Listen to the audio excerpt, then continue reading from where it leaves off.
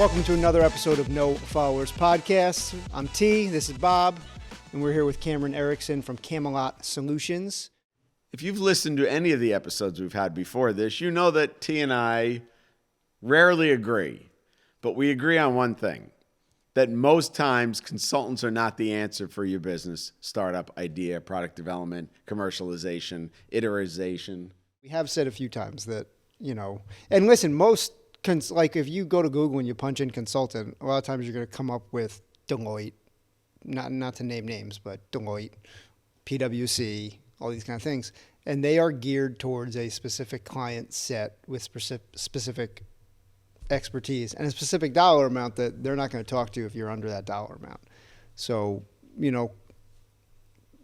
I'll just say, I do think there are some people that consultants are not right for, and I could be wrong. I'm happy to be proven wrong, but that's why we brought in a consultant to talk about it with us and prove us wrong or validate or whatever is about to happen for the next 10, 15 minutes. So Cam, feel free to tell us why we're right or wrong. You can start with right. It's up to you. Whatever you want to do.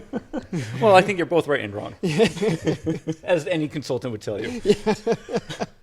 But one of the things that I started talking and working with Bob, and we both agree, is one of the reasons I got into consulting was because I just liked the consultants that we were working with. We had some large name consultants coming in, working on a large project. They would work with a team for about 2 or 3 years. They would leave, and then as soon as they were out the door, the company would revert back to what they were doing. They wouldn't listen to what the people were doing, what they needed. They wouldn't put in processes that actually would make long-lasting change. And a lot of the times we ended up training these individuals in the systems that we were purchasing from them. We also worked with other audit companies that would come in. They'd bring a team of 4, 5, 6 individuals, recently out of graduate school, working on these projects, high billables with little to no value other than checking the box that the audit was complete. So back in 2009 was when I started up my consulting, because I knew that there was a better way to do this. There's a better way to work with people, and there was better value that you could bring to not only the organization, but the individuals and the people that you're working with to help educate them along the process. So when you leave, they're better off with your time working with them, and the company is able to achieve the goals and metrics that you identified by working with them. So T and I disagree on one major point. We agree with the consultant lack of need in many respects, but he sees no need for startups. And I'm just putting words in his mouth because he said it to me like every day. Yeah. Where I see at certain points in a startup, you need somebody that's been there before. And that's usually the trigger for me, is people give a lot of advice and have never done it. And I don't care if you read it in a book. If you can't put it into practice, it's useless, just like you both have said already. They're going to give you these grandiose plans. They could be very smart. Smart doesn't make you market intelligent, right? And that's the thing that's always been the disclaimer for me, is if you haven't walked this path before and learned from your mistakes, I don't care what you read in the book, because I can go read the book too. So, but T sees it completely different in the startup world. He thinks any startup should be doing it themselves. So I'm going to speak for you for a moment. Yeah, that's great. Thanks so much for speaking for me. If you don't mind, I'm going to say a couple things here. It's not that I think... Are you done yet? Yeah, I'm done. Okay. It was great to see you guys. It's not that I think it's not right for any startup. I think there's a couple considerations that come into play. One is resource allocation, right? If you are a startup and you have a finite bucket of resources, are you going to commit resources that could be put into product, or could be put into market intel, or could be put into infrastructure, into a consultant? Maybe. If it is the right consultant. You glossed over something real fast that is major, which is if you hire a consultant that has never done it before. Right? I said that. I know, but I think you glossed over it, because that I don't disagree with you on that. If I hire PwC and their team has only worked for PwC and they're advising me on how to get market intel and how to get market validation and how to go to market, they've never had to do that with their own money out of their own pocket, and therefore their opinion is null and void. And I say that with love. One of my closest friends is a phenomenal PwC junior partner. So, it's not that I'm knocking PwC or Deloitte or any of these guys, but it's like you said, if you haven't walked that walk, and if you don't know what it's like to go, I'm trying to get market validation, how do I get it? And then you give me some idea that is great on paper, but you've never had to actually do it. Listen, I'll give you a real life example because we were talking about it off camera, right? For me, with the bikes, with my product, if I come to you and I say, okay, how do I commercialize this and bring it to market? And you do a market analysis and you give me all the numbers and you give me all the stats and you do some firsthand research and you say, we think that you should license this to a larger manufacturer. And I say, great, what's my plan for doing that? And you said, reach out to Trek. I'd murder you. I'd murder you on camera. I would. I would do it 100%.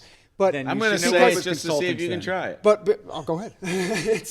But because That's next podcast. you're making your advice is correct in my opinion. That is the right move to do it. But where you fall short is on the execution of it.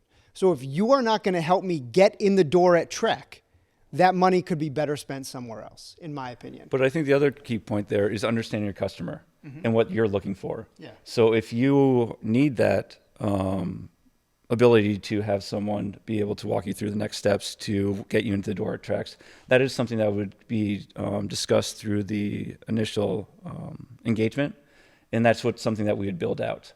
But to your point, you would need to identify what it is that you're looking for and make sure that you have that partnership with a consultant that can deliver what it is that you need for your specific product, for your business, and isn't just a one solution consultant. But I'm going to push back on both of you. Yeah. Please Two do. things. One is you said startups have finite resources. There's not a business on the planet that doesn't have finite resources. But Nobody it's a has different infinite pot. resources. It's a It's different pot. But everybody has the same concern. I don't care how big your business is. You don't have unlimited money. But It's still a decision. But it changes how the decision is made. Nike can have a lot more failed products in R&D that sit on shelves than I can. Absolutely, because they have economy of scale. Well, it's not just that they have economies of scale, and it's not just that they have the distribution network. Like if I am a startup and I have $100,000 to put into a product, I need to either fail quickly with the products that aren't going to make it, or pick the right product. Nike can toss $100,000 into a failed product and let it sit on a shelf and never do anything with it. I can't. But remember, Nike can never just spend $100,000 because their system isn't set up to be that nimble. Yes. But just everyone has finite resources. Everybody in business, the whole universe, finite resources. The other thing is, though, what consultant's going to tell you if they can and can't help you? Because no offense to consultants, but they spend 80% of their time trying to get a client, 20% of the time working with the client, because most of the time it's trying to find the next client, because that's the problem with solo consultants or solopreneurs. Who's going to say, I'm in front of you, we're already committed, I'm going to then let you go? No way. That's not realistic, I guess I think. to dial in on a question, the question is, to you as a consultant, who I do think you bring value to businesses, what questions should startups, or not even startups, what questions should people who are thinking about hiring a consultant ask to determine if they are the right fit and if they can deliver the value they need? Well, I think you need to understand what you're looking for. So consultants should be coming in to provide a specific solution. So it's either strategic implementation, it's providing a niche topic that you don't have the resources or knowledge out that they can help educate you, or they're being able to support your team that otherwise you would not be able to.